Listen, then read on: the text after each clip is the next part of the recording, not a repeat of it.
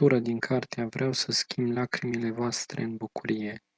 Părintele Arsenie Boca despre lacrimi.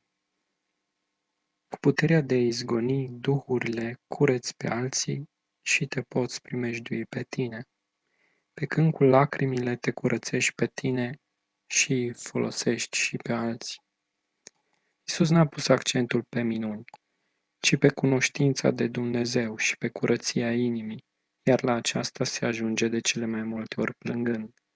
Cine vrea să se curățească de păcate, le curăță cu lacrimi. Lacrima e simbolul pocăinței, ea nu se pierde. Pot fi lacrimi ca dar al lui Dumnezeu, ca pocăința celui care o cere. De la o anumită vârstă lacrimile scad. Lacrimile sunt ale firii care plânge din mai multe pricini. Nu sunt semn de neapărată trebuință pentru mântuire. Nu-s condiție de mântuire, căci uneori cine le are se mândrește cu ele.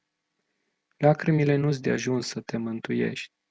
Echivalentul lacrimilor de pocăință este înconștiință. Lacrimile pe care le vezi, te încurci în ele că le vezi. De folos sunt cele pe care le vede numai Domnul Hristos. Plânsul folositor este al omului zmerit, care se cunoaște mai bine pe sine. Plânsul folositor dovedește o stare sufletească de pocăință, de smerenie, de umilință. Dar lacrimile sunt și ale firii care plânge din multe pricini și nu sunt semn de neapărată trebuință pentru mântuire, nu-s condiție de mântuire, căci uneori cine le are se mândrește cu ele. Plânsul deznădăjduit îl au oamenii mândri. Ferice de acela care mereu își va plânge păcatele. Întristarea, după Dumnezeu, e mai bună și mai folositoare decât bucuria lumii.